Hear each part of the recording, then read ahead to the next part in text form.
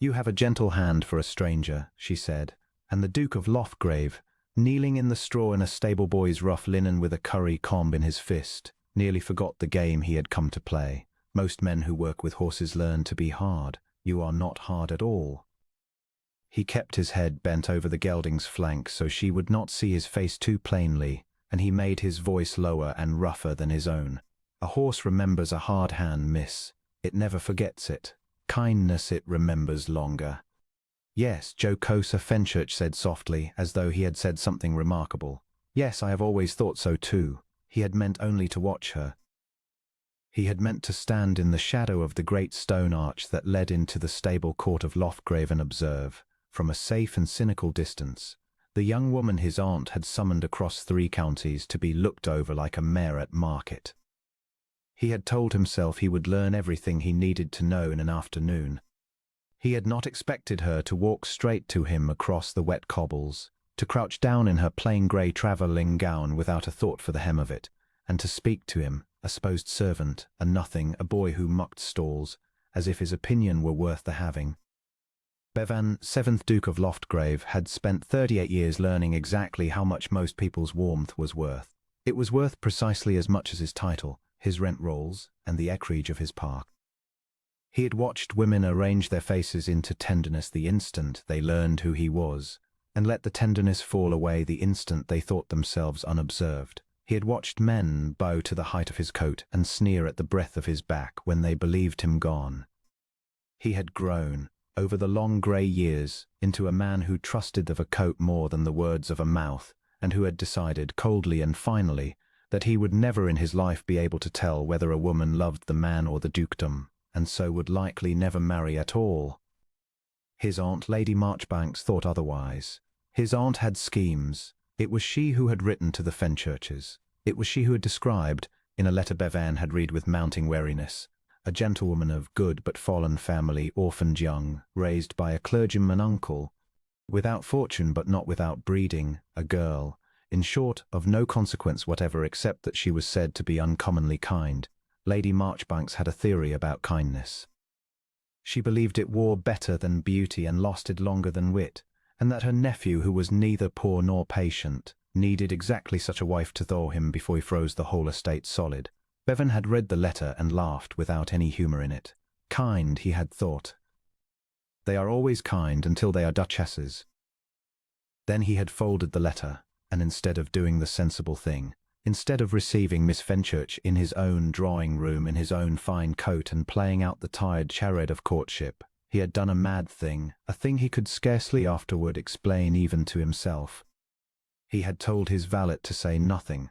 He had put on the rough linen shirt and the leather jerkin and the mud-stained breeches of a stable hand. He had smeared his hands with harness grease until the signet ring on his smallest finger was the only clean and shining thing about him, and that he had turned inward, the gold pressed to his palm.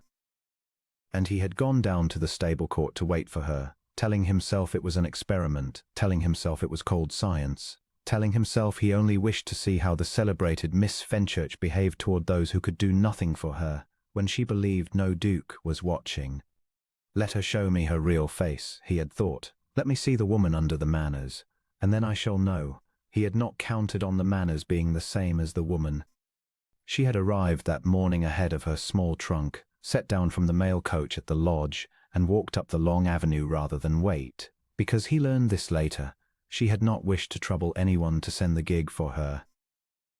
She had come into the stable court because she had heard, from the porter's wife, that a mare had foaled in the night, and she wished to see the foal, not to be seen seeing it, simply to see it.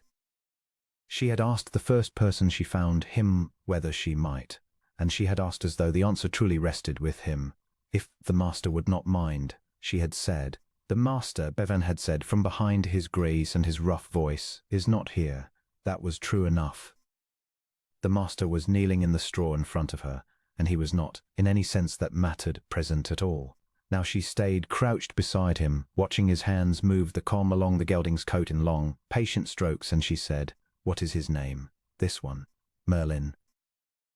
"He is old and he is vain, and he pretends to be lame on the days he does not wish to be ridden." Bevan surprised himself. It was the truth, and it came out fond. Jocosa laughed. It was not a drawing-room laugh, the kind pitched to be overheard.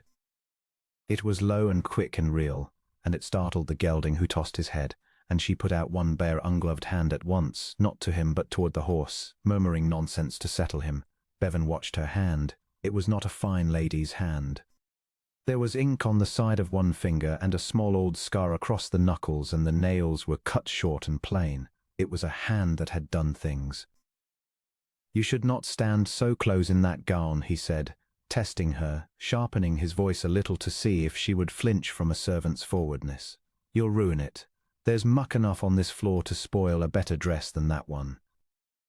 He watched to see whether she would draw back, whether the reminder of her own poor gown would prick her pride, whether she would remember of a sudden that she was a gentlewoman and he a stable hand, and put the proper coldness between them.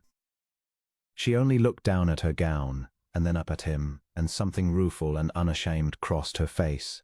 "It is my only good one, so I ought to care," she admitted, "but has been mended so many times already that one more stain hardly seems a betrayal. And I would rather see the foal." She tilted her head. "You needn't warn me off as though I were made of glass. I have blacked grates and carried coal and helped a farmer's wife bring a calf into the world at 2 in the morning, and I promise you none of it hurt me." Bevan said nothing for a moment. He had not expected that. He had expected either the pride or the pretty helplessness, the lady who cannot lift her own reticule, or the lady who is offended to be spoken to plainly by a menial. He had not expected her to hand him her hardship as easily as if it were a cup of tea, without shame and without pleading for pity. "A clergyman's household," he said slowly as though guessing. "My uncle's, he was good to me, but he was poor, and a poor parson's house is not idle." I did not mind the work. She rose, brushing the straw from her skirts. "Idleness frightens me more than work ever did. When my hands are still, my head grows too loud." "And what does your head say when it grows loud?" He heard himself ask it and could not think why he had. It was not part of the test. It was something else, something he had not licensed. She looked at him then, really looked, and for a moment he was certain, that she would see through the grease and the rough shirt to the man beneath, that she would name him, that the whole foolish game would collapse. Her eyes were a clear brown, the color of tea held up to a window, and they rested on his face with a frank attention that he was entirely unused to receiving, for men in his true station were looked at all the time and seen almost never. But she did not know him. How could she? She had never seen the Duke of Loughgrave. She saw only a tall, grave, broad-shouldered man with grease on his hands and something in his face that did not quite match his clothes, and if she wondered at the mismatch, she was too courteous to say so. "It says a great many foolish things," she answered his question. "That I am a burden, that I have outstayed my welcome in every house that ever took me in. That I am 24 and unmarried and dependent on the charity of a lady I have never met, who has sent for me across half of England for reasons no one will properly explain to me." She stopped and coloured, as if she had said far more than she meant to. "Forgive me. I don't know why I told you all that. One does not usually confide in a stable boy," Bevan finished for her quietly. "I was going to say in a stranger." She met his eyes without flinching. "But you may finish it your own way if you like. I did not mean it as you thought." "I know what you meant." "I don't think you do." She said it gently, but firmly, the way a person says a thing they hold to be important. "I meant only that you are a stranger. Your work is nothing to do with it. My uncle used to say that a man who is kind to horses and children and servants, when he thinks no one of consequence is watching, is showing you the only true face he has. The face he shows to his equals is a mask he chooses. The face he shows to those beneath him is the one God gave him." She smiled a little. "You have been kind to that old vain horse when you thought no one of consequence was watching, so I find I trust you, though I have known you a quarter of an hour. That is all I meant." Bevan stood very still. He had come down to the stable court to weigh her, to hold her against a cold measure and find her wanting, as he found everyone wanting. He had dressed in another man's clothes to trap her in her own vanity, and she had turned, without in the least intending it, and set a mirror against his own face, and he did not at all like what looked back at him from it, for he had spent his whole life showing one face to his equals and no face at all to those beneath him, and here was a poor, plain, mended-gowned gentlewoman telling him, in perfect innocence, that the second face was the true one. She thinks she is speaking to a servant, he thought, and she has just described me to myself more truly than my own mother ever did. You are a strange young woman, miss, he caught himself. He was not supposed to know her name. Fenchurch. Jocosa Fenchurch. She dropped him a small, absurd, entirely sincere curtsy, a lady curtsying to a stable hand, and he felt it go through him like cold water. And you are? He opened his mouth to say Bevan and heard, to his own astonishment, another name come out of it, a plain name, a servant's name, the name of the honest undergroom who had held his stirrup since boyhood and would have died before betraying him. Ben. They call me Ben, miss. It was the first lie, and it was a small one, and it sat in his chest like a swallowed stone. Ben. She tried the name as though it pleased her. Well, Ben, thank you for letting me see your horses, and for not treating me as though I were made of glass. I have had a very great deal of that, and I find I much prefer being spoken to as if I were real. She glanced toward the low door at the end of the range, where a mare stood over a long-legged, unsteady foal in the deep straw, and her whole face changed, opened, warm, and went young. Oh, she breathed. Oh, look at him. And Bevan, Duke of Loftgrave, master of 11,000 acres and answerable to no living soul, found himself following a penniless clergyman's niece across his own stable court at her invitation in another man's clothes. To look at a foal he had already seen at dawn, and found, to his deep and dawning discomfort, that he wished the walk were longer. That evening he sat alone in his study while the great house murmured and settled around him, and he turned the signet ring on his finger round and round, the gold warm now from his skin. Below him, in the housekeeper's parlour, Miss Fenchurch was taking a modest supper, and no doubt wondering why the mysterious Duke who had summoned her had not troubled to appear. Above her, the mysterious Duke sat with grace still faintly staining the creases of his knuckles, unable to account for the fact that he had washed his hands 4 times and left that little to remind himself the day had been real. He had set out to test her heart. He had not once considered the danger to his own. One day he told the empty room, and the portrait of his cold late father above the cold hearth, will not be enough. I must be sure. It was a lie, and he half knew it even as he said it. He did not need another day to be sure of her. He needed another day because he could not bear to stop being Ben, because Ben had been spoken to as if he were a king by a woman who owed him nothing, and Bevan, who owned everything, had never in his life been spoken to like that at all. The rain came in the night and stayed through the morning, and Bevan told himself, as he pulled the rough shirt over his head for the second day, that a wise man did not change a plan merely because it had begun to frighten him. He found her in the stable court before the household clock had struck 8. She had a shawl over her head against the wet and a wooden pail in each hand, and she was arguing, with great courtesy and no success, with a red-faced boy of about 12 who was clearly under strict orders not to let a guest of the house carry water. "But you have hurt your wrist," Jocosa was saying reasonably. "I saw you wince. I am only carrying water, I am not ploughing a field. Give me one pail and keep the other, and neither of us shall be a martyr. Miss, the master'd have my hide." "The master," said Bevan, stepping out from under the arch, "will hear nothing of it from me." The boy, his name was Tom, and he was the undergroom's nephew, and he had been sworn to secrecy along with everyone else in the court, though he was too young to understand quite why. Went scarlet at the sight of him and stammered something and fled with both pails, and Jocosa was left standing in the rain with empty hands and a rueful expression. "You have cost me my usefulness," she told him. "I had almost persuaded him. You had not come near persuading him. He would sooner drown than let you carry water in front of—" Bevan stopped. "In front of the household. There are rules here, miss. A guest carrying pails would shame the master's hospitality. Tom knows it, even if you do not." "Then the rules are foolish," she said, but without heat, only a kind of tired honesty. "I would far rather be useful than be a guest. A guest is a thing that is watched and fed and found wanting. I have been a guest in a dozen houses. It is the loneliest thing in the world to be a guest." She looked at him, and then, as though catching herself again in an unseemly confidence, she squared her shoulders and made her voice brisk. "You will think me very ungrateful. I am not. The Duke's household has been kindness itself. I do not know what I am doing here, Ben. I have been 3 days at Loftgrave, and I have not so much as glimpsed the Duke whose guest I am. Lady Marchbanks tells me he is much occupied. She smiles when she says it. It is a smile I do not understand. Bevan busied himself the buckle of a head collar so that she should not see his face. Perhaps he means to look you over first, he said, before he shows himself.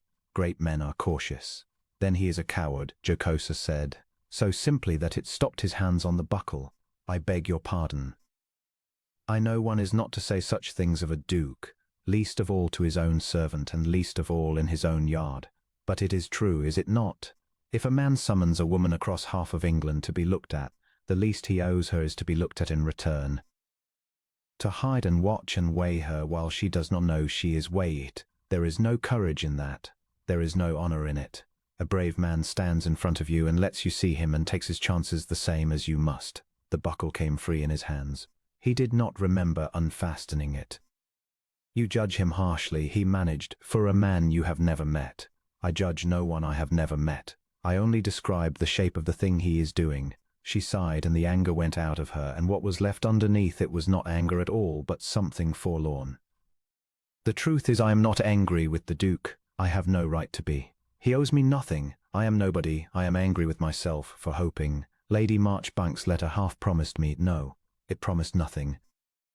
I read a home into it because I have wanted a home so long I read it into everything. She laughed at herself unsteadily. There. Now you know the whole shameful truth of Jocosa Fenchurch. She came to Loftgrave hoping to be wanted, and found herself a guest, which is the one thing in the world she cannot bear to be. Tell no one, Ben.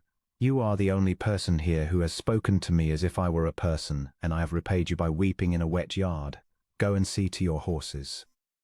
I am not fit company. She turned to go, and Bevan, who should have let her go, who had learned everything the test required and more, heard himself say, no, stay. She stopped. The bay mare is uneasy in this weather, he said, more gently than he had said anything in years. She frets and will not settle, and she trusts new hands sometimes better than old ones, for she is contrary. If you truly wish to be useful, miss, and not a guest, come and be useful. She'll not care that your gown is mended. He did not know why he offered it. It broke every wall he had built. But he watched the change come over her, the straightening of the shoulders, the lifting of the head, the return of the light to that frank brown gaze, and he understood with the force of a blow that he had just given her the one gift no one at Loftgrave had thought to give her, a place. A reason to be there that was not being weighed. She came. Of course she came. She followed him into the warm dim of the stable, into the smell of hay and horse and leather and rain, and she rolled the sleeves of her one good gown to the elbow without being asked, and she set her ink-stained, scarred, capable hands to the frightened mare, and she was, within the quarter hour, entirely transformed. He watched her more than he watched the mare. He had meant to watch her still with the cold measuring eye, but the eye would not stay cold. She talked to the mare the whole while. A low unbroken murmur of nonsense and comfort, and the mare's ears turned to her, and the frantic pawing stilled, and Bevan saw that she had the thing that cannot be taught, the thing his own father, a famous horseman, had prized above blood or confirmation. She had a still centre that the animal could lean against. She was not soothing the mare. She was simply steadily being unafraid where the mare was afraid, and lending the mare her steadiness, and asking nothing back. You have done this before, he said. My uncle kept one old cob, and a great many strong opinions about how a Christian ought to treat a beast, she said, not turning from the mare. He said the Almighty gave us dominion over the animals precisely so that he might see how we used power over things that could not answer us back. He said you might know the whole of a man's soul by watching him with a tired horse at the end of a long day, when the horse has done all it can and the man is out of patience. Does the man curse it and use the whip, or does he thank it and rub it down? She smoothed the mare's neck. My uncle thanked his horse every night of his life. He was the best man I ever knew, and he died poor, and I was glad. Is that wicked? I was glad he died before he saw me turned out to be a guest in strangers' houses. It is not wicked, Bevan said. Something in his voice made her turn at last and look at him across the mare's back, and he did not this time drop his eyes or bend to a buckle. He let her look. He was reckless with it, suddenly. Some part of him wanted, fiercely and against all sense, to be seen, even in the grease, even in the lie, even in, by the one person who had looked at him and described his own soul back to him without knowing whose soul it was. "You speak very well for a stable hand," she said slowly. His heart struck once hard against his ribs. "My father was steward here before me," he said. It was a half-truth grown from a whole lie, and appalled him even as it saved him. His father had indeed been steward of Loftgrave, steward of it and lord of it, and buried under the chancel of its church, the 6th Duke, a hard cold horseman who had thanked his horses and cursed his son. "He had me taught my letters above my station. It has done me no good." A groom who reads is only a groom who is discontented, or a groom who is a great deal more than a groom, Jocosa said, and knows it and is too proud to say so. He said nothing. It was too near. It was far too near. She let it go. She had a delicacy that knew when a door had been shut, and turned back to the mare, and the dangerous moment passed, and they worked on together in the warm dark while the rain came down outside, and something built between them, stitch by stitch, that neither the Duke nor the guest had given leave for. There was a horse at Loftgrave that no one went near if they could help it, a black gelding named Corby, 17 hands of scarred temper, who had been beaten half to ruin by a horse-coper before Bevan's father had bought him for a song and given up on gentling him. Corby bit and Corby struck, and Corby had put 2 grooms in their beds and lamed a third, and he stood at the far end of the range in the darkest box with his ears flat and his eye white, and even old Greaves left his feeding to the boldest of the men and gave the box a wide berth himself. Bevan had inherited the beast along with the estate and had never been able to bring himself to have him shot, though every sensible voice on the place had advised it, because there was a thing in the horse's ruined temper that the Duke recognized too well to destroy. On the 5th morning Jocosa found the box. "That one," Ben said sharply, catching her arm as she went toward it. The first time he had touched her, and he felt it go up his arm like a live coal and let go at once. "Not that one, miss. Leave that one be. He is not sulking, and he is not in pain. He is savage, truly savage, and there is no gentling in him. He has hurt 3 men. He would hurt you and be glad." Jocosa stood still and looked into the dark box, where the black horse had backed to the far wall and stood trembling with his ears pinned and his teeth showing, and she was quiet for a long moment. "He is not savage," she said at last very low. "He is terrified. Look at him, Ben. He has backed as far from us as the wall will let him, and he is shaking. A savage horse comes at you. This one only wants us gone, and cannot say so except with his teeth, because his teeth are the only argument anyone ever left him. Someone taught him that every hand that ever came near him would hurt him, and taught it so thoroughly that he believes it of every hand in the world, and he is not wicked for believing it. He's only right as far as his own life has shown him. It is a terrible thing to be right in that particular way." Bevan looked at her, and looked at the black horse, and something turned over in his chest, because she might have been describing, she did not know she was describing, the master of the house. "You will not touch him," he said, and it came out not as a groom's warning but as something nearer a plea. "No," she agreed, "not today. Not for many days, I should think. You cannot argue a creature out of what its whole life has taught it in an afternoon. But I may stand near his door and let him grow used to my being no danger, may I not? I will not go in. I give you my word. I will only stand where he can see that a person can be near him and want nothing from him and do him no harm." And so she did. Each morning after her other work was done, Jocosa carried a low stool to a spot a safe 6 feet from the black horse's box, and she sat down on it with some mending or a bridle to soap, and she said nothing to him at all, and did nothing to him at all, and simply let him watch her be harmless.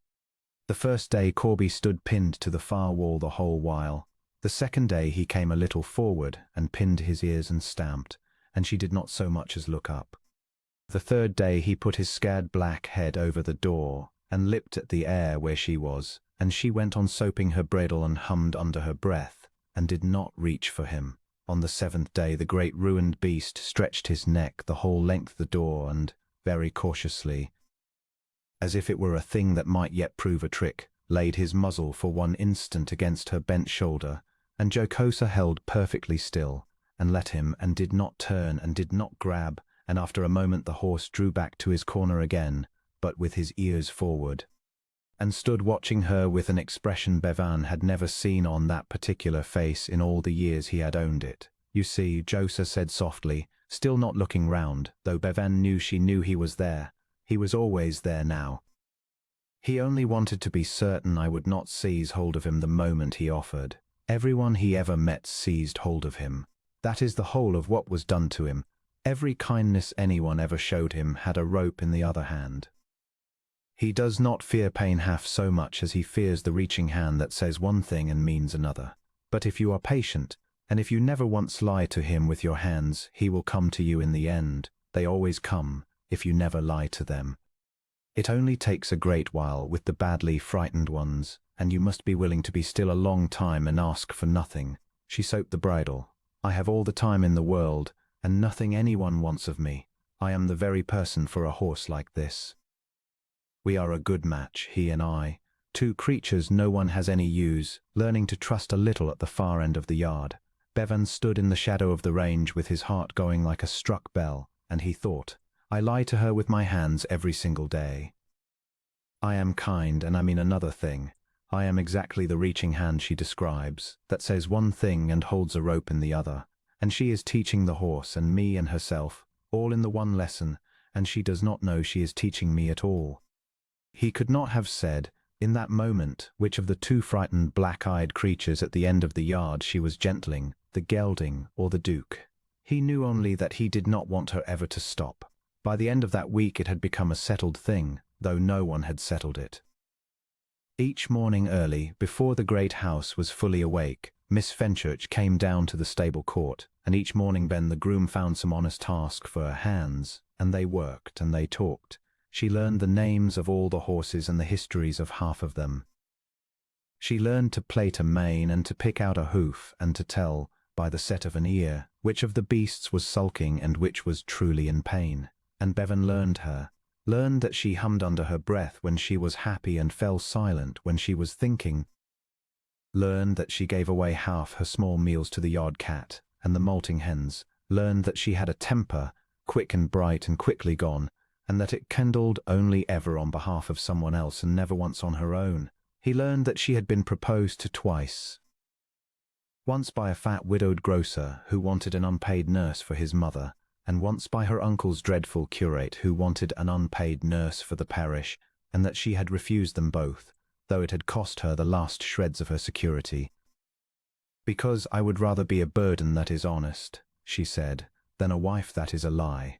If I cannot marry a man I can look full in the face and be glad of, I will not marry at all, and I will black grates till I die, and God may make of that what he will."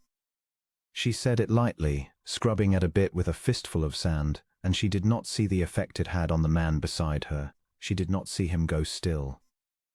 She did not know that she had just spoken aloud the exact creed by which the 7th Duke of Loftgrave had governed his own bleak and solitary life. "I will not be married for a lie," and that she had spoken it not from the safety of a great fortune as he did, but from the very edge of ruin, with nothing to fall back on but her own 2 hands. He had held his creed like a man holding a shield behind castle walls. She held hers standing in the open with the wolves in plain sight, and had never once thought of laying it down. That is courage, he thought, watching her scrub the bit bright. That is the thing I have called courage all my life and never once possessed. I have been so afraid of being loved for the wrong reason that I have arranged never to be loved at all. And she is not afraid of anything, except of being a guest. He tried, once more in those days, to catch her out. He could not help it. The old cold habit of mistrust was not undone in a week, and there was a part of him that wispill, that no one was truly as she seemed, that if he only pressed the right place the pretence would show its seam. So one grey afternoon he told her a lie, a small one, a test, and said that the Duke was a hard landlord, that he raised the rents past bearing and turned old tenants off and cared for nothing but the money his acres made him. And he watched her narrowly to see whether her warmth toward the great man's household would cool now that the great man was painted black, or whether, worse, and what he more than half expected, she would grow suddenly thoughtful and careful, the way women did when they remembered that a rich man's favour was a thing to be nursed however he used his tenants. She did neither. She set down the bit she was cleaning and turned to him with her quick bright temper kindling, not for herself but as always for someone else. "Then he is wrong to do it," she said flatly, "duke or no duke, and someone ought to tell him so to his face, and I am sorry to hear it of him, for I had thought better of a house that keeps its horses so well and its grooms so content. A man is known by how he uses the ones who cannot answer him back, Ben. I have said it to you before. And if your duke grinds his tenants because they are too poor and too small to fight him, then all his fine coats and his 11,000 acres do not make him a great man. They make him a large one, which is a different thing entirely, and a meaner." She caught herself and coloured and added low, "But I have never met him, and I ought not to condemn a man on one groom's word, even a groom I trust. Perhaps there is more to it. There is generally more to it." "Is it truly so, Ben? Does he truly turn the old ones off?" And Bevan shamed to the soul, for he did not, in fact, turn the old ones off. It was the one duty he had always kept, out of a cold sense of what was owed rather than any warmth, but he had kept it, could not sustain the lie against trouble in her face. He said, "No. I spoke wrongly. He does not turn them off. He keeps every old tenant on the place, whether they can pay or no, and always has. I wished to hear what you would say." She studied him a moment, and something in her crown gaze saw more than he wished it to.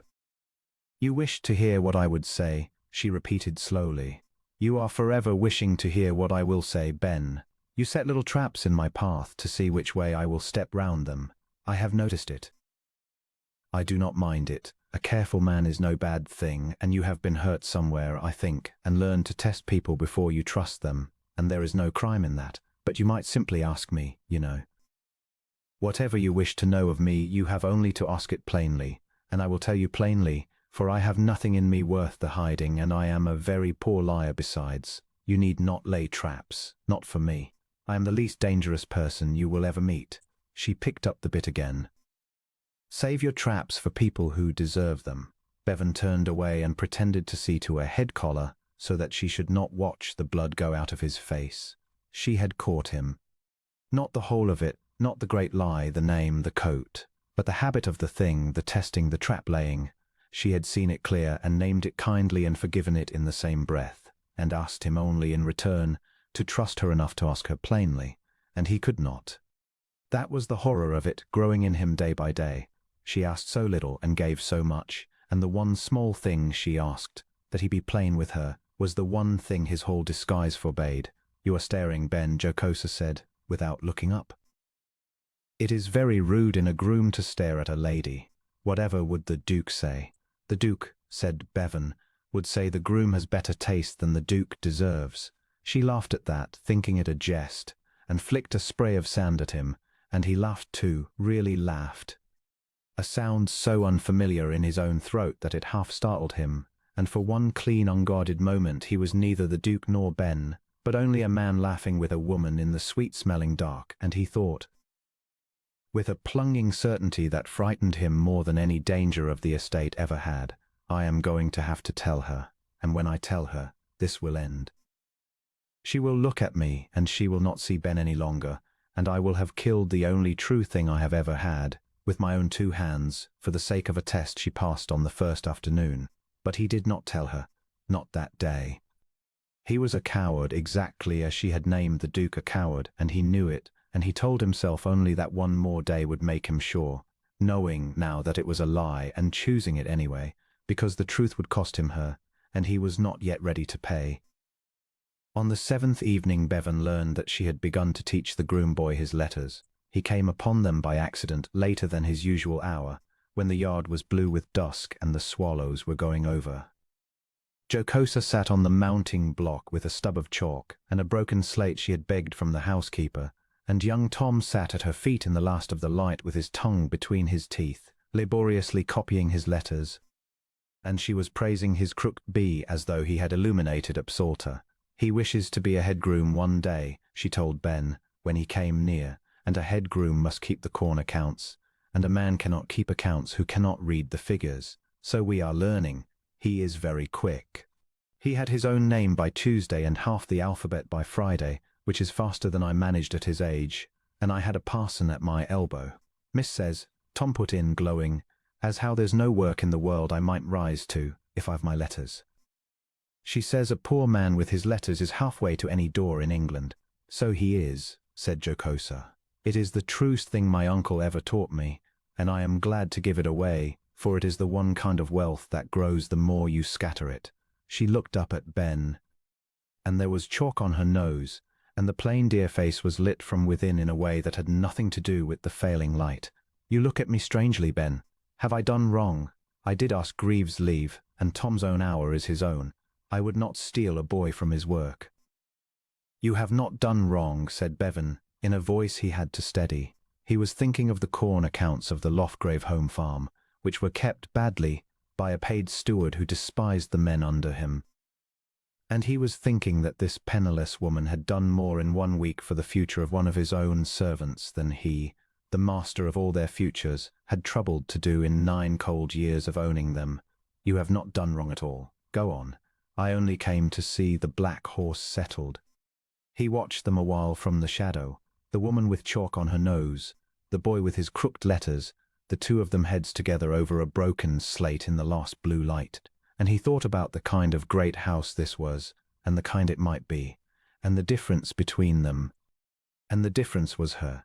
That night his aunt remarked, over the long lonely length of the dinner table, that Miss Fenchurch had that afternoon walked 2 miles to Farmer Pawley's cottage, where the wife was brought to bed of a hard birth, and no gentlewoman of the parish had thought it worth their notice, and had stayed 4 hours, and had come back with her good gown stained and her face grey with tiredness, and would say nothing of it except that the mother and the little one did well. The Pawleys are your tenants, Bevan, Lady Marchbanks said pointedly, buttering her bread.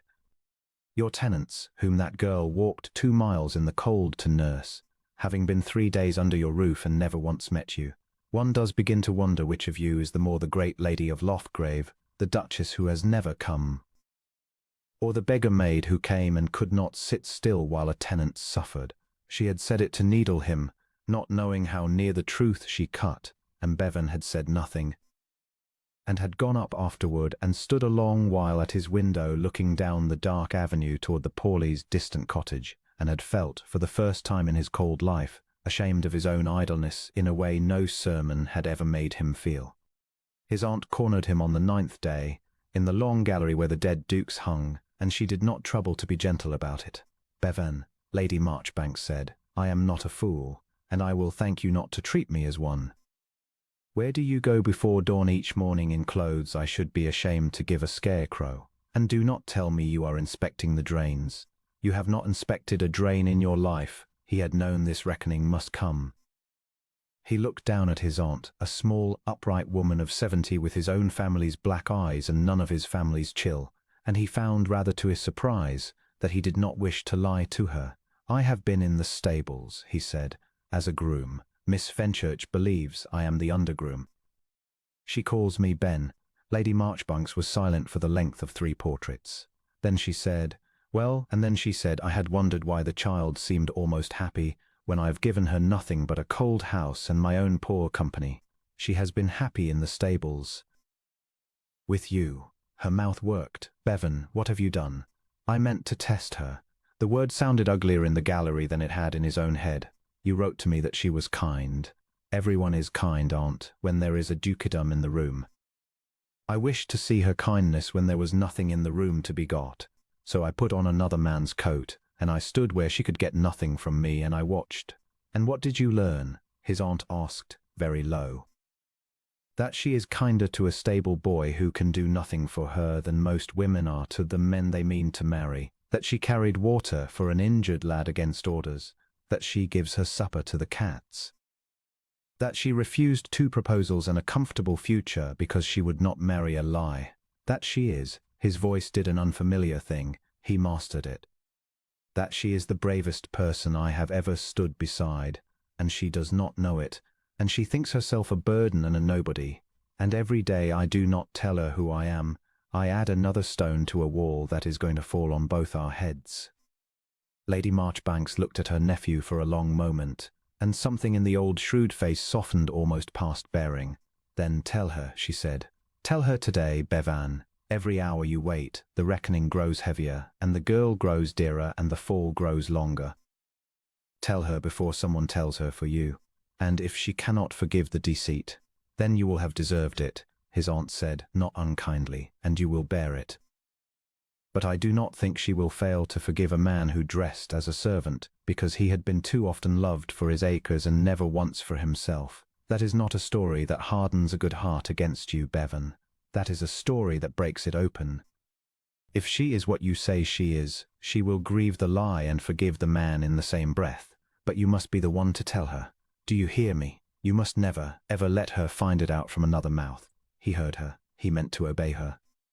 He went down that very afternoon toward the stable court with his heart in his throat and the truth ready on his tongue, resolved at last to end it, and he arrived to find that the choice had already been half taken out of his hands. There was a carriage in the court that had not been there that morning, a showy town-built thing with a crest on the door, and beside it, dismounted and slapping his gloves against his thigh, stood a man Bevan knew and did not love. Sir Ralph Cottesmore was a baronet of large debts and larger self-regard, a hard rider who ruined horses and a hard talker who ruined reputations, and he had come uninvited, in the way of such men, to see the celebrated poor beauty his aunt was said to be sheltering, and, finding her in the yard in her mended gown with her sleeves rolled up and a curry-comb in her hand, he had entirely mistaken what she was. Well, and here's a pretty thing Sir Ralph was saying as Bevan came under the arch, in the loud carrying voice of a man who assumes the whole world wishes to hear him. I did not know old Loftgrave kept such handsome stable wenches. Come here, my girl, and let me look at you. Don't be shy. A shilling for a smile, eh?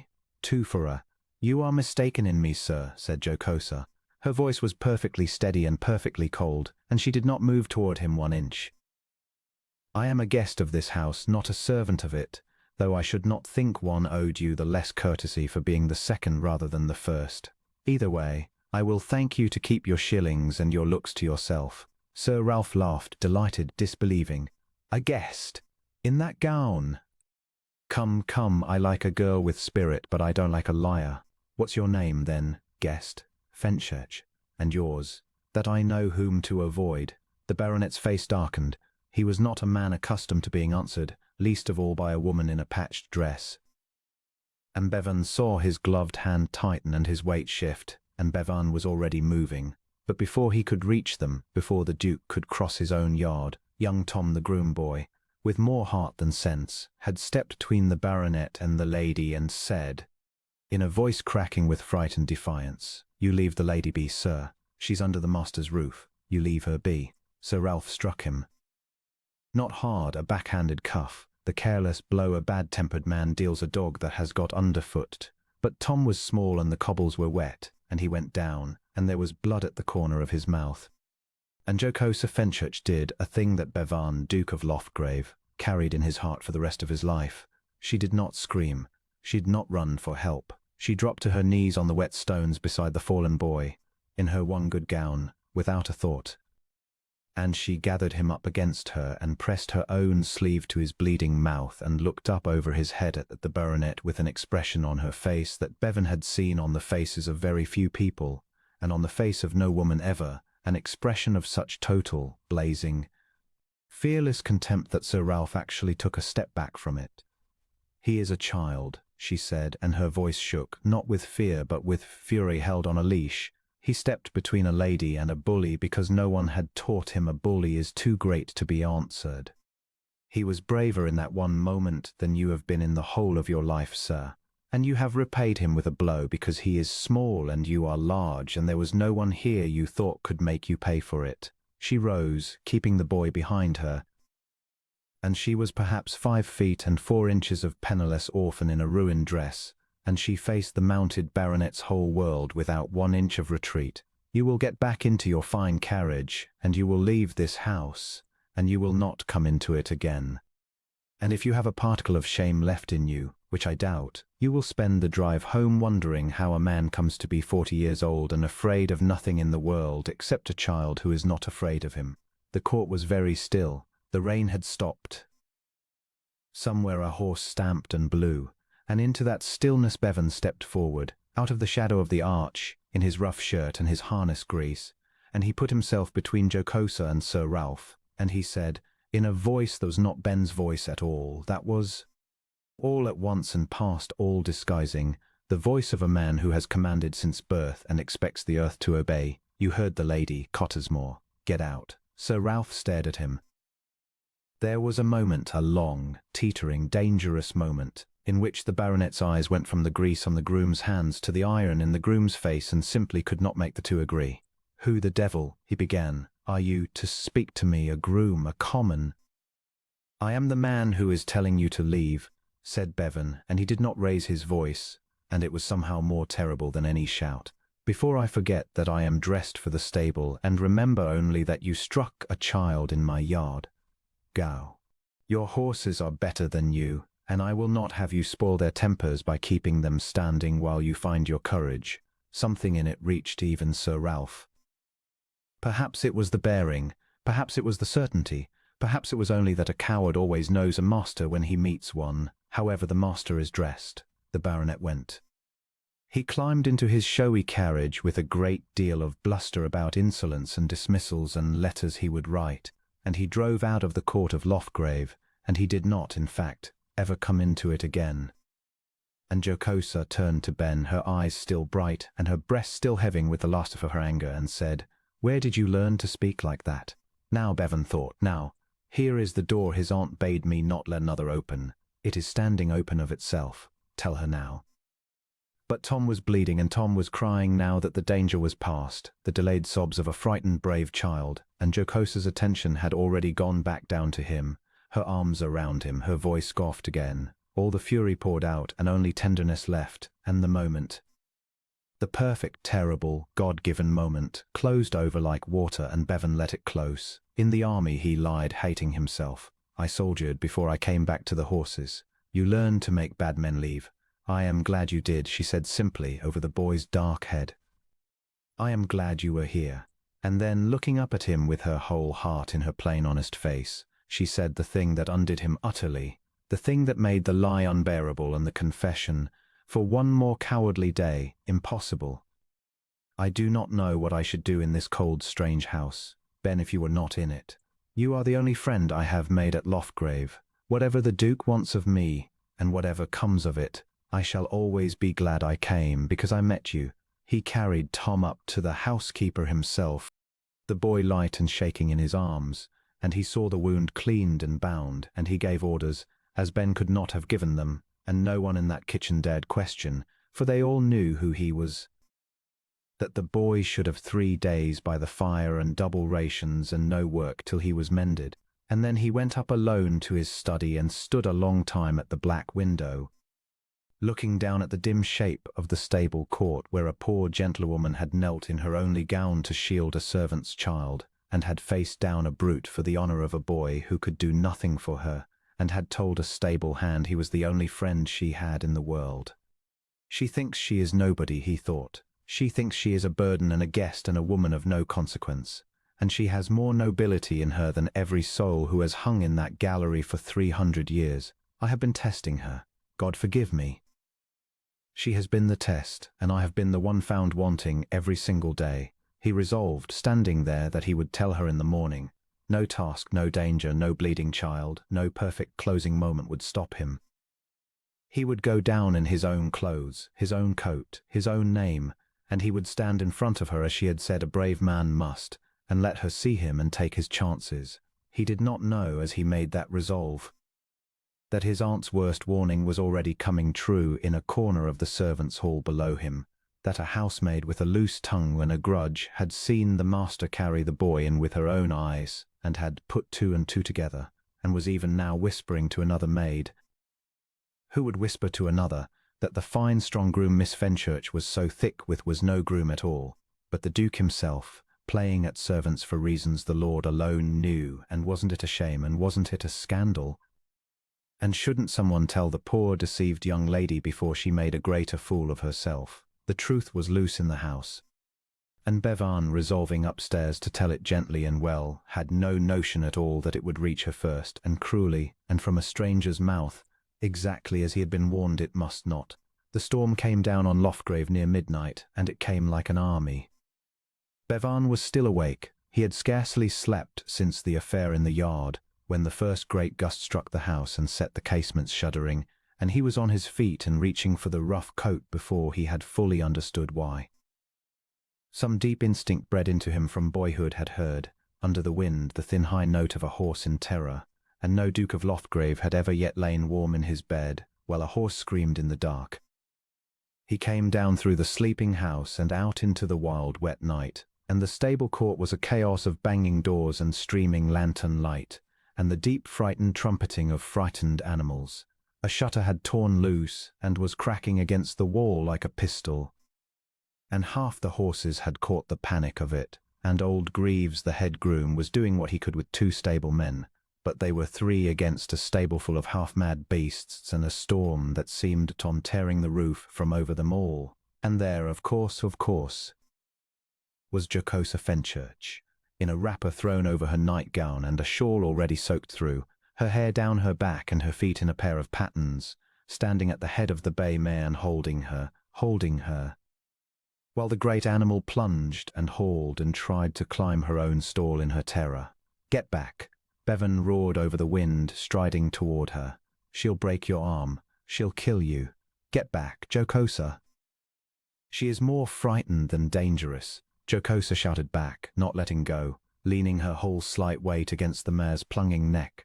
"Ben, the shutter. It is the shutter driving them mad. If we can stop the noise," she was right. He knew at a glance she was right. He left her, trusting her in that instant, with a half-ton of panicking horse, because there was no one else and because he did, at bottom, trust her. And he went up the ladder into the wind and the driving rain and fought the torn shutter with his bare hands until he had wrestled it flat and lashed it fast with a length of halter rope, and the terrible cracking stopped, and into the sudden relative quiet the horse's panic began slowly to be. He came down soaked to the skin, his hands torn and bleeding, and found her still at the mare's head, murmuring to her, and the mare's ears turning to her at last, and the whites gone from the great dark eyes. They worked side by side for 3 hours in the streaming dark. They gentled each horse in turn. They mucked the fouled straw the frightened beasts had churned. They found the yard cat's litter of kittens dry and furious in the loft, and Jocosa laughed, until she cried at the sight of them. They hauled feed and hauled water and did, together, the work of 6. And Bevan, who had 140 servants and need never in his life have lifted a pail, worked beside a penniless gentlewoman until his own aristocratic hands were as raw as any groom's, and could not remember, in all his cold and cushioned years, ever having been so happy. It was Jocosa who thought of the black horse. In the height of it, with 3 horses still to settle, she straightened suddenly and said, "Corby. Ben, Corby is alone at the far end in the dark, with no one near him, and he is the most frightened of all of them, and the one no one dares go to. He will do himself an injury against the walls. He will break his own legs in that box, alone in the dark, and no one will go to him because everyone is afraid." "I will go," Bevan said at once, for the black horse was his, in every sense, and he would not send her to those teeth. "You cannot hold 3 horses and gentle a 4th, she said. "You are needed here. Let me go to Corby. He knows me a little now. He will let me near sooner than he will let you, because I have sat 7 mornings by his door and never once lied to him with my hands."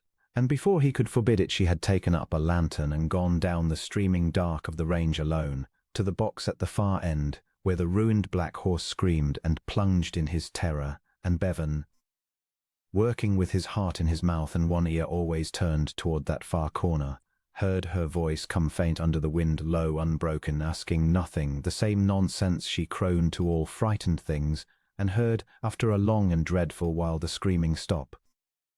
When at last he could leave the others, he went down to her, half sick with fear of what he would find, and found her standing inside the open door of the box in the swaying lantern light, inside it, where no groom on the place would go, with one hand flat on the black horse's sweating neck, and the great ruined head dropped low and quiet against her shoulder, and the white gone out of the terrible eye. She had done in the black heart of the storm, in one night, the thing 3 grooms and a duke had failed at in as many years. She had gone alone into the dark to the one creature everyone else had given up as savage, and she had not lied to him with her hands, and he had let her, because he had learned at last that here was one hand in the world that meant exactly what it said. "You should not have gone in," Bevan said, hoarse, leaning on the door, weak with the fright of it and with something else he had no name for. "He needed someone to go in," she said simply, not lifting her cheek from the horse's neck. "Everyone else was afraid." "Someone has to be the one who is not afraid, Ben, or the frightened thing dies alone in the dark believing what it always believed, that no one would ever come. I could not bear for him to believe that one moment longer than he had to. Not when it was in my power to go and prove him wrong." She stroked the black neck. "It costs so little in the end to be the one who goes, and it is worth so much to the one you go to. I have never understood why more people will not do it." Bevan looked at her standing in the ruined horse's box in the lantern light, and he understood, with a completeness that never afterward left him, that this was the whole of her, the entire secret of Jocosa Fenchurch, that she was the one who went in. She had gone into the frightened boy, and the labouring tenant, and the savage horse, and the discontented groom who read above his station. She went into every frightened, lonely thing that everyone else had given up as not worth the danger or the trouble, and she asked nothing, and she never lied with her hands. And she stayed until the frightened thing believed, at last, that someone had come. And he thought, with a plunging grief that was half joy, "She has gone in to me. She does not know it, but she has been going in to me every morning for a fortnight, into the darkest box at the far end where the savage one stands that everyone gave up on, and she has never once lied to me with her hands, and I have lied to her with mine every hour of every day. And when she learns it, she will believe that I was the reaching hand with a rope in it after all, and it will break something in her that no one, perhaps, will ever be able to gentle again."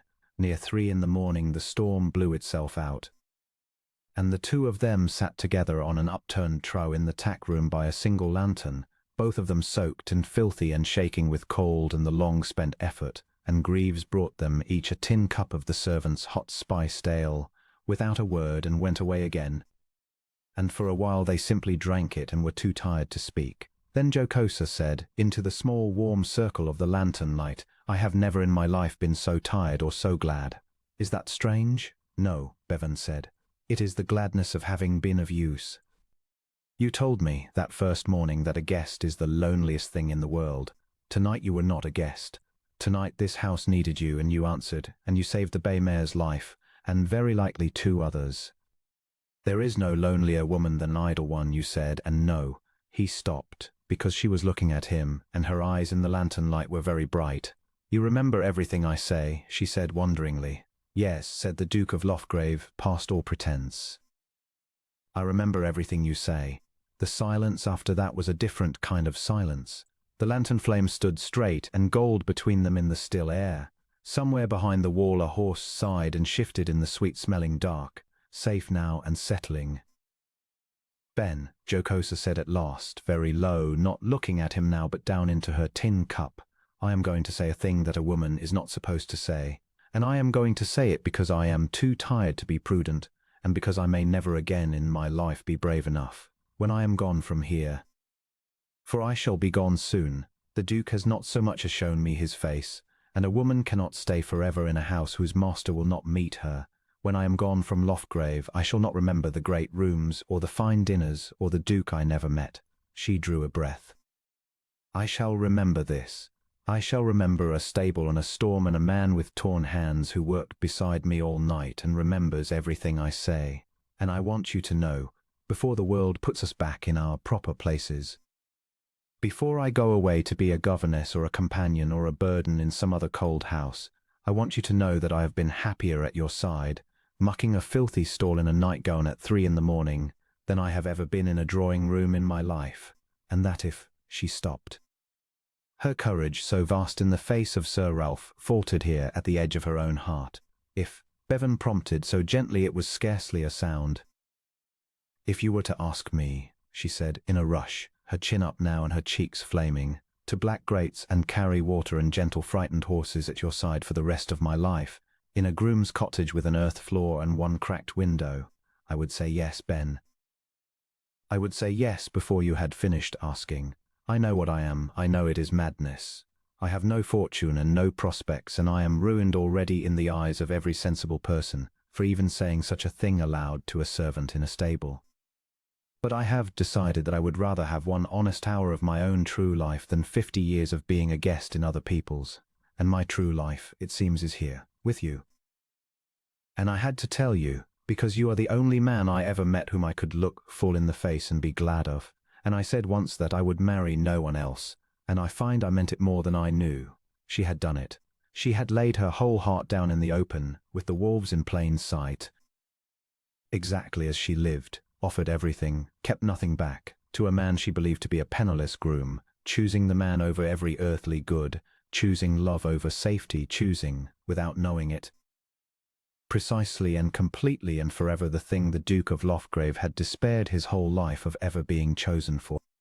She had passed a test she did not know she was taking, and won a prize she did not know existed, and Bevan sat there in the lantern light with his torn hands, his stopped heart, and understood that this exact moment was the one his whole strange masquerade had been built to reach. Here it was. She had chosen Ben over everything. Now he had only to open his hand and show her the ring and say the words, and she would have not the earth-floored cottage, but the whole of Loftgrave, not a groom but a duke, everything she had just proven she did not need and had never wanted. "Tell her," said his aunt's voice in his memory. "Tell her now, before someone tells her for you." He turned toward her. He opened his mouth. His heart was so full he could scarcely draw breath around it. "Jocosa," he said, "there is something I must tell you. Something I have done and been very wrong to do, and can bear no longer.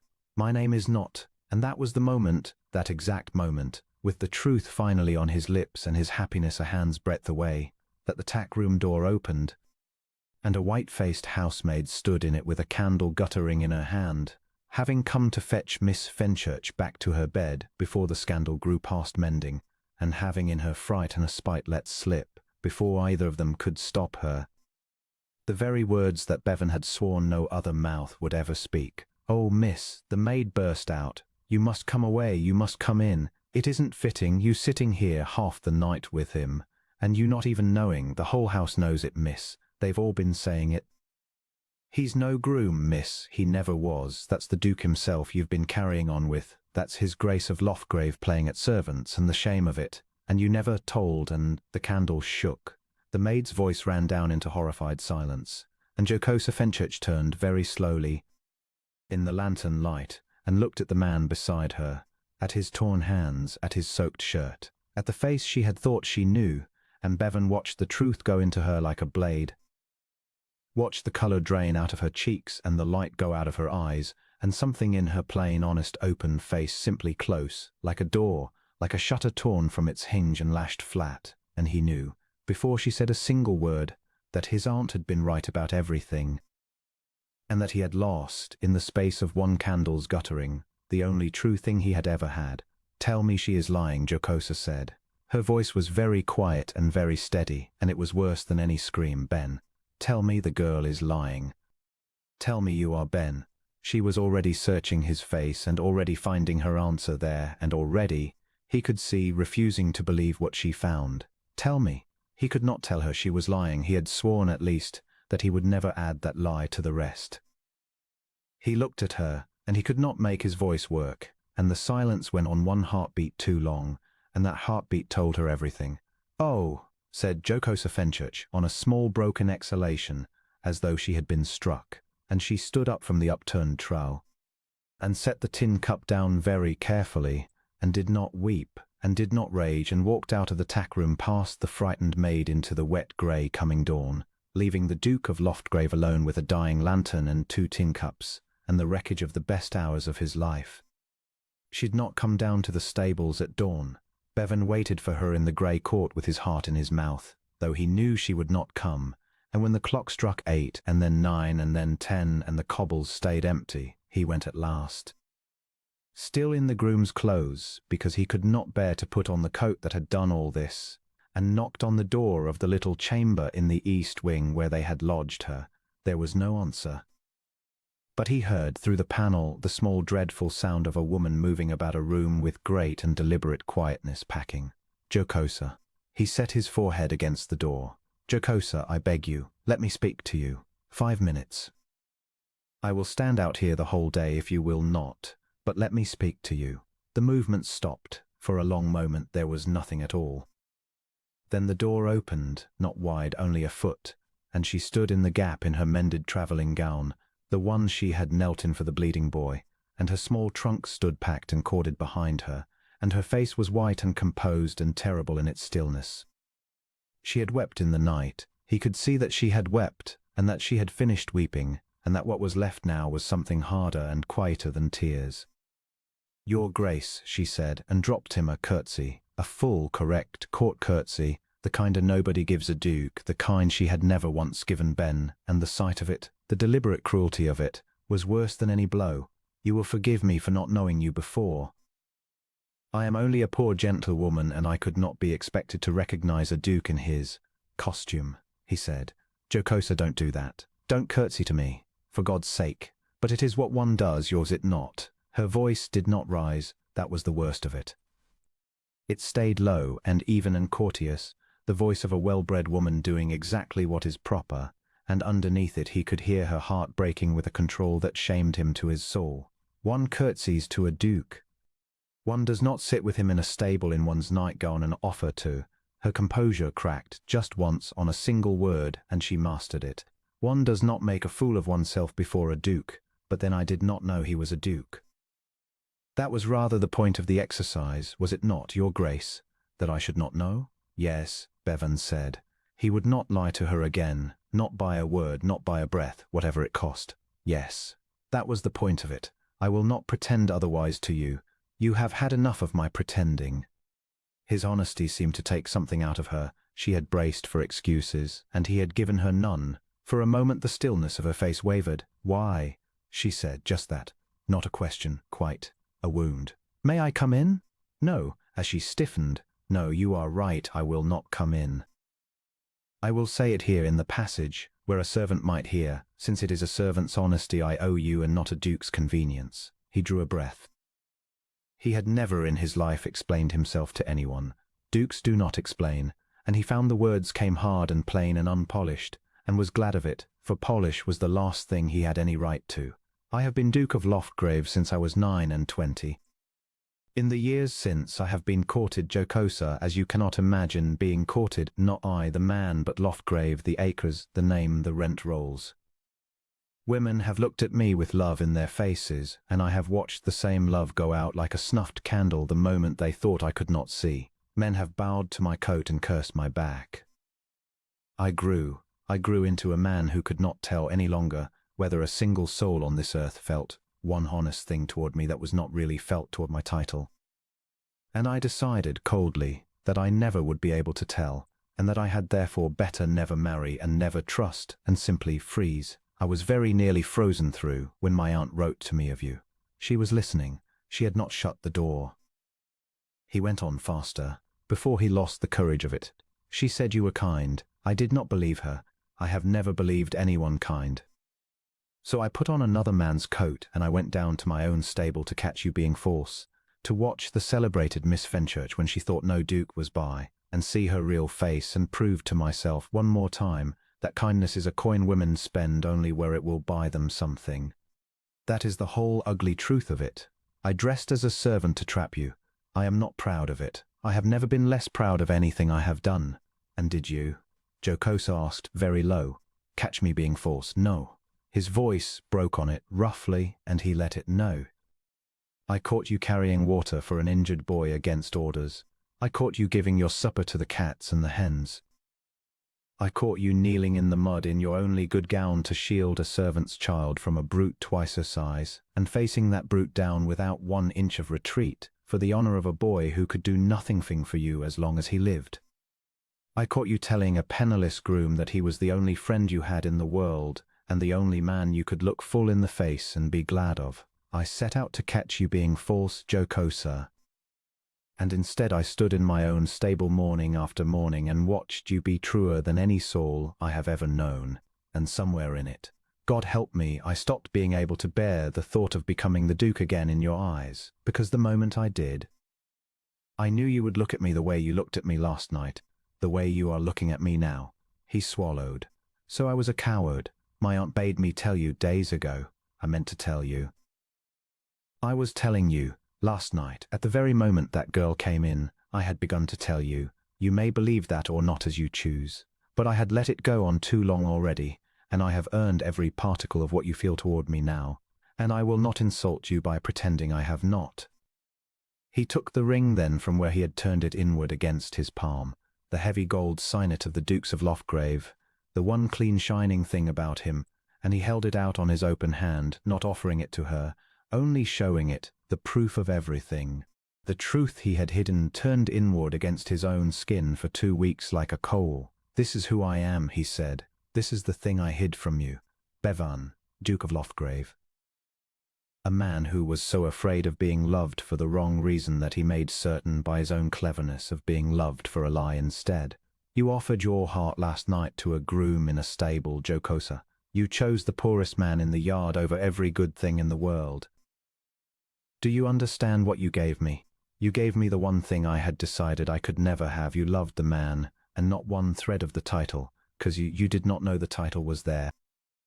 And I have repaid the most honest gift I have ever been given by proving myself the least honest man you have ever met. That is the whole of it. That is why. I am more sorry than I have words for, and I do not ask you to forgive it, and I will send you wherever in England you wish to go with a competence that will keep you from ever being a guest in a cold house again as long as you live. But I could not let you leave believing I laughed at you. I never laughed at you. I have not laughed at anything but your jests in 15 years. Jocosa Fenchurch stood in the doorway with the packed trunk behind her and looked at the ring in his open hand, and then at his face for a very long time. You gave the boy 3 days by the fire, she said at last, unexpectedly. Tom, you carried him up yourself and you gave him 3 days by the fire and double rations. I asked the cook. I thought Ben had done it. Ben had no power to do it. I did it, Bevan said. And the water. The morning I quarrelled with young Tom over the pails, and you said the master would hear nothing of it from you. Her voice was strange now, working something out. You were the master. You had only to say the word and I might have carried all the water I liked. But you did not say it. You let the rule stand, and then you found me the mare instead, so that I might be of use without shaming your house. You gave me a use. You knew I could not bear to be a guest, 'cause I had told Ben, and you were Ben, and so you knew, and you made certain every single morning that I should have work for my hands and a reason to be here that was not being weighed. She pressed the back of one hand to her mouth. You were not only testing me then. Somewhere in it you were being kind to me. The real kindness, the kind you thought no one of consequence was watching. I do not deserve that you should say so. No, she agreed, and her eyes were bright again, and this time not with anger. You do not. You deserve that I should slap your face and take your competence and go to Yorkshire and never think of you again, and a sensible woman would. She drew a shaking breath. I am so angry with you, Bevan of Lofgrave, that I can scarcely see. You made me love you under a false name. You let me lay my whole heart bare to a man who was not the man I thought. And there is no injury in the world worse than to be made a fool of in the one place you have never once been foolish, which is your own honest heart. I may not forgive that soon. I do not know if I can forgive it at all. I know, he said. I know it. But, said Jocosa, and stopped, and did not close the door. But I cannot think, standing in a doorway with my trunk behind me and my heart in pieces, and you looking at me like that. She pressed her hand harder against her mouth, and when she took it away her voice was steadier and sadder. I am going to go, Bevan. No, hear me. I am not going to Yorkshire, and I am not going forever, and I am not taking your competence, for I will not be paid off like a servant given notice, whatever else has happened between us. But I am going to go away from this house for a little while, because I cannot see you clearly here, where every wall of it belongs to you, and every soul in it knew the truth before I did, and I feel the fool in every stone of it. I need to be somewhere that is my own, even if it is only an inn parlour with a coal fire, and be angry and grieve and think. You owe me that. You owe me the room to decide freely, as I decided freely in the stable, for I chose Ben with a free heart, Bevan, and if I am ever to choose you, it must be as freely, and I cannot do it under your own roof with your own aunt's carriage at the door and your title pressing on me from every side. Do you understand? Yes, he said. And though everything in him cried out to keep her, to fall on his knees, to lay Loftgrave and all its acres at her feet if only she would stay, he made himself say it again, and mean it. Yes. You shall go wherever you wish, and you shall want for nothing while you are there, and I will not come near you unless you send for me. You chose freely once. I will not steal the second choice from you by crowding it. That much I can do. It is nearly the only decent thing I have done in a fortnight. Let me do it. Something in her face eased very slightly at that, at his letting her go, at his not using his power to hold her, which was perhaps the first proof she had that the man in the stable and the Duke in the doorway were the same man after all. She went that afternoon. His aunt, who had heard the whole of it, arranged everything, the good inn at Marholt, 10 miles off, kept by a decent widow, a fire in the best parlour, a maid to attend her, the account settled quietly so that Jocosa need never see a bill and need never feel a servant. Lady Marchbanks went with her in the carriage and stayed the first night, and what the old woman said to the young one on that 10-mile drive Bevan never fully knew, but he had cause, afterward, to bless it, for his aunt did not defend him. That was the wisdom of it. She sat across from the white, silent, upright girl, and she said, after some miles, "My nephew has done you a great wrong, and I will not pretend he has not. I told him to tell you. He was too much a coward. Men who have been hurt young make cowards of themselves in the one place they cannot bear to be hurt again, and Bevan was hurt very young and very cold by a father who prized his horses above his son and told him to his face that no one would ever love him for himself. I do not say it to excuse him. I say it only because you strike me as a young woman who would rather have the truth of a man, however ugly, than a pretty story. Bevan is not a pretty story. He is a proud, wounded, difficult man who has spent 20 years turning to ice, and you are the first warmth that has reached him in all that time, and he knew it, and he was so afraid of losing it that he ruined it with his own hands. That is who you would be choosing, if you chose him. Not a duke in a fine coat. A hard case of a man with one thin crack of light in him, which is you. You should know exactly what you would be taking on. I would not have you choose him blind, as he let you choose the groom blind. That was his sin. It shall not be mine."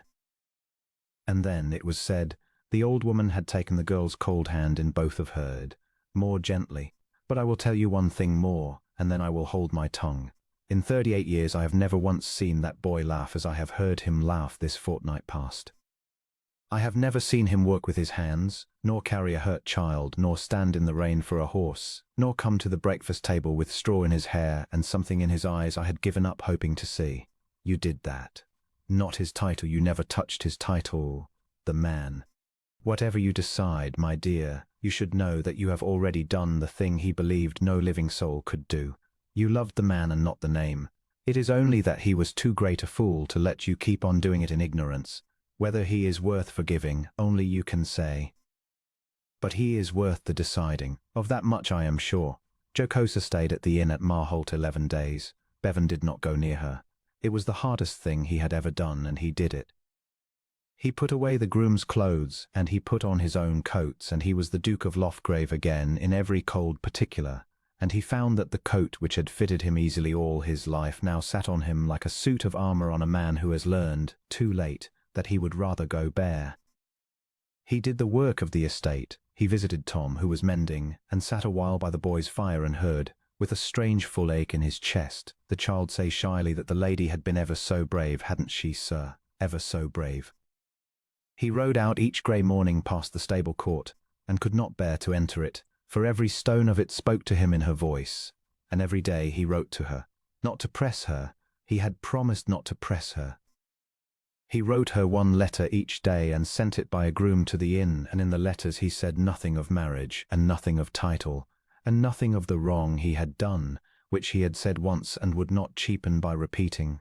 He wrote instead about the horses. He told her the bay mare had foundered a little after the storm and was mending. He told her the foal, Merlin's grandson, had been named by young Tom's storm, and had learned to gallop the length of the paddock and fall over at the end of it.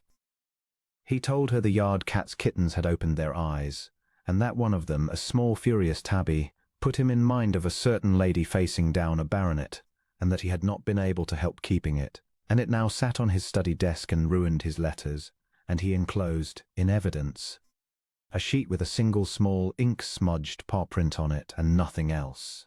He wrote to her in short, not as a duke woos a lady with poetry and promises, but as Ben would have written to Jocosa if Ben could write plainly about small true things, about the life of the yard she had loved, offering her not the estate but only the little warm ordinary world in which she had been, by her own account, happier than in any drawing-room. He was not clever enough to know he was doing the wisest thing a wounded man ever did. He only knew that the horses were the one honest thing left between them, the one ground on which he had never lied to her, and so he wrote to her from there, and nowhere else, and waited. On the 11th day her answer came. It was very short. He broke the seal with hands that were not steady, there in the cold gallery under the dead dukes, and he read, "Your Grace, the tabby kitten must have a name, and it cannot be left to a man who would only call it something grand and unsuitable. I shall come and name it myself. Send the gig to the Marholt Road on Thursday at 10, and do not send a groom I do not know. Send Ben. I find I am not yet finished with Ben, whatever I may decide about the Duke." J.F. Bevan read it 3 times. Then he sat down abruptly on the cold window seat under the portrait of his father, the hard cold horseman who had told a 9-year-old boy that no one would ever love him for himself, and he put his face in his hands, and his shoulders shook, and it was some time before the 7th Duke of Loftgrave was fit to be seen by anyone at all. She was not yet finished with Ben. He did not know, reading it, whether she meant to forgive him or to refuse him. He knew only that she was coming back and that she had asked for Ben, and that on Thursday at 10 on the Marholt Road he had one last chance to be in front of her. The brave man she had once told a stable boy that a brave man must be, the man who stands in front of you and lets you see him and takes his chances the same as you must. On Thursday at 10 he did not send a groom. He put on the rough linen shirt and the leather jerkin one last time, not to deceive her now, for she knew him, but because she had asked for Ben, and because he understood at last what she was asking, not for the lie, but for the man the lie had, against all his intending, let her meet.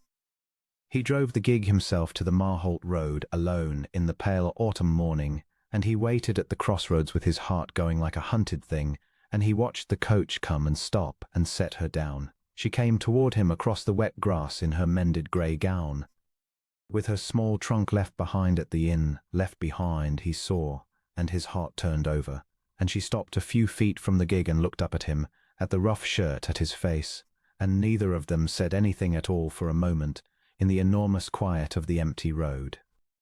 "You wore the shirt," she said. "You asked for Ben." He did. She came one step closer, because Ben never lied to me about the only things that mattered. Ben was kind to horses and to children when he thought no one of consequence was watching. Ben remembered everything I said. Ben stood in the rain for a frightened mare and worked all night beside me with his hands torn open, and never once made feel a burden or a guest. All of that was true, Bevan. Every particle of it was true. The name was false. The man was not. Her chin came up in the way he loved.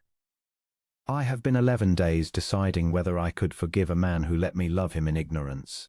And I have decided that I cannot, not the deceit. I shall be angry about the deceit for a good while yet, and you had better know it. But the man I need not forgive at all, because the man never wronged me.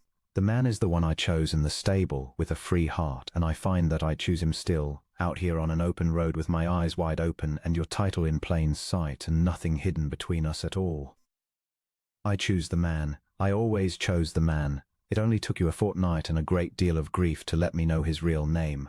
For a moment Bevan could not move at all. He had rehearsed 100 speeches in 11 sleepless nights, grand and humble and desperate by turns, and now, standing on the wet road in another man's shirt with the woman he loved 3 feet away telling him she chose him still, every word he had prepared went out of his head like smoke, and what was left was only the truth, which was the only thing he had left to give her that was worth the having.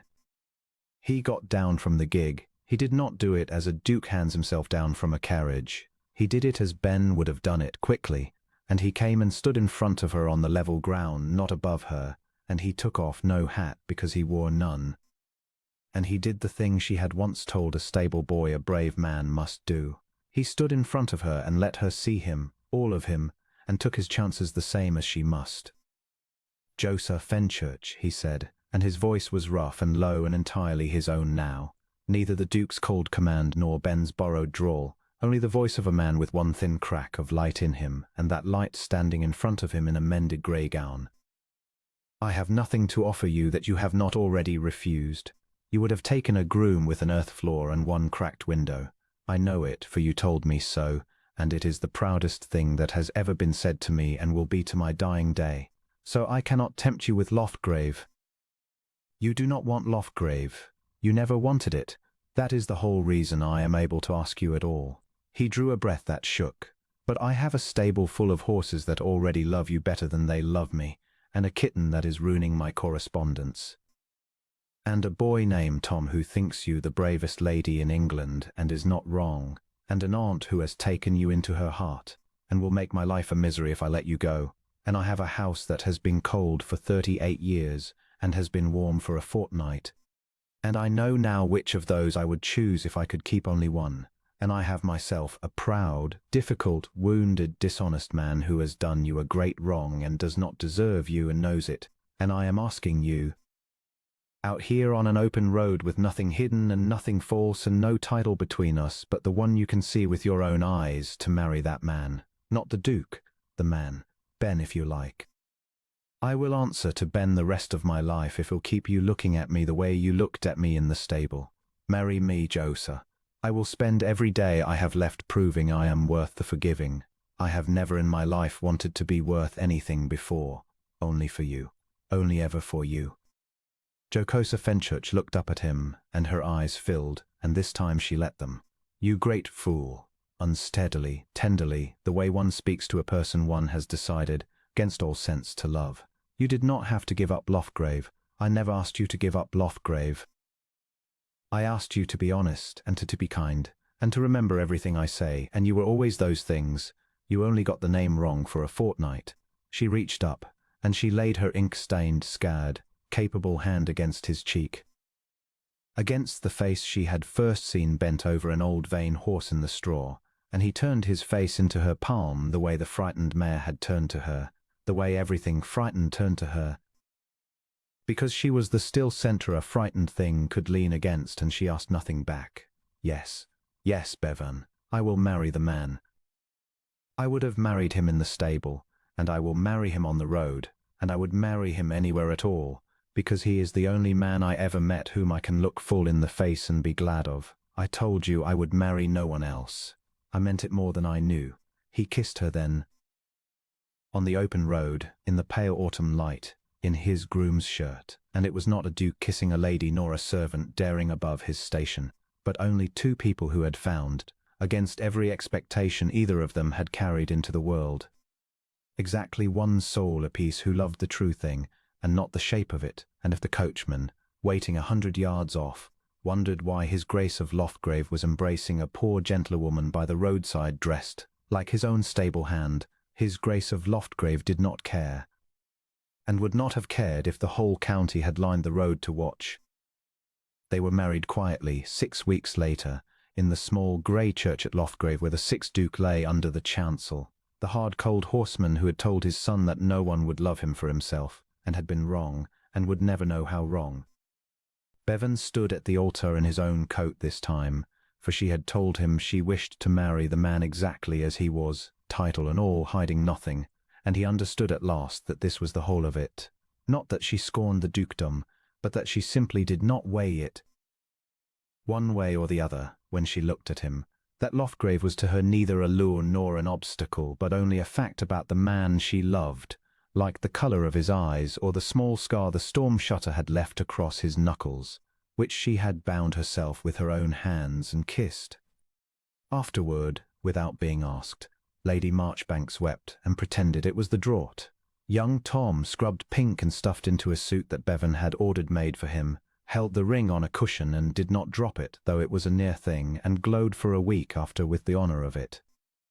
Old Greaves, the head groom, stood at the back in his Sunday coat, and told anyone who would listen that he had known from the first storm that the two of them would come to it, for he had seen how they worked together over the frightened mare, and you could not work like that beside a person, he said, and not end up married to them. It stood to reason.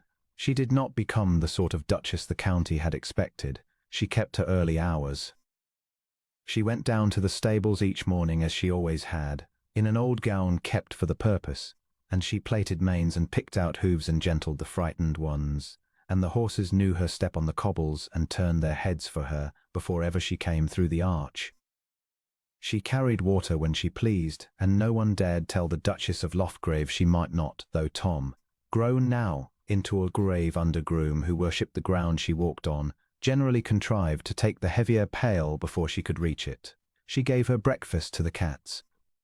She learned every family on the estate by name and their troubles, and she was, within a 12-month, more truly the heart of Loftgrave than any duchess had been in 300 years, not because she had married the title, but because she had never once cared for it, and so had all her care left over to spend on the living souls the title was supposed to protect and mostly hadn't. And Bevan, the proud, wounded, difficult man with one thin crack of light in him, thawed all the way through, as his aunt had prayed he might. It did not happen at once. He was a hard case, and old ice melts slowly. But she was patient, and she was warm, and she remembered everything he said, and she was not afraid of him, which no one else in his life had ever managed, and under the long steady heat of her he came, at last, fully back to life. He laughed now. The servants remarked on it. It unnerved them at first, the Duke laughing, and then they grew used to it, and then they came to depend on it, and a house where the master laughs is a different house from one where he does not, all the way down to the scullery.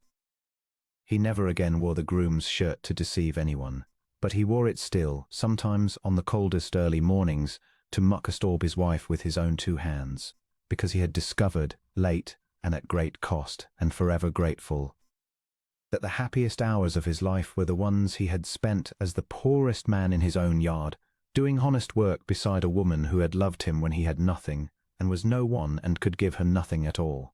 He had spent 38 years afraid he would never be loved for himself.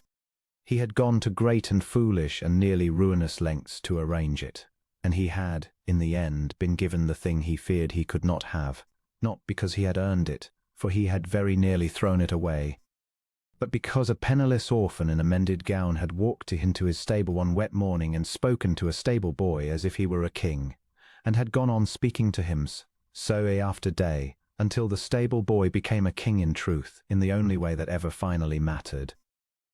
He became a man worth the loving, years later, and there were many years, and they were good ones, and the house was full of them. A small dark-eyed daughter asked her father why he sometimes went down to the stables in a rough shirt like a servant when he was the greatest man in the county, and might sit by the fire and be waited on all day if he chose. Bevan set the child on his knee, there in the warm study where a fat old tabby cat still ruined his correspondence, and he thought a while, as he always did before he answered his children honestly, which he did always, having learned the price of the other thing. Because once, he said, a long time ago, I was so afraid that no one would ever love me for myself that I dressed as a stable boy to find out the truth. And a lady came into the yard, the bravest and kindest lady in all the world, and she did not know I was a duke, and she spoke to the poor stable boy as gently and as truly as if he had been a king, and by doing it, she made him one. She gave me the only thing I ever really wanted, which was to be loved for the man and not the coat, and so I put on the rough shirt now and then to remember it, and to be grateful, and never, ever to forget how near I came to losing her through my own foolishness. Do you understand? The child, who did not, said that she did, and asked whether the lady in the story was Mamma. Yes, said the Duke of Loftgrave, and looked up, and there in the doorway with straw on her old gown, and the morning light behind her and 30 years of being loved in her plain, dear, unchanged face, stood the woman who had once knelt in the mud in her only good dress to shield a servant's child, and had faced down the whole cold world for the honor of the small and the poor, and had, without ever meaning to and without ever wanting one, made a king out of a lonely man in a stable yard. Yes, my heart, the lady in the story is Mamma. It is the only story worth telling, and it is the truest one I know, and I shall be telling it, and living it, and thanking God for it until the day I die. And he did.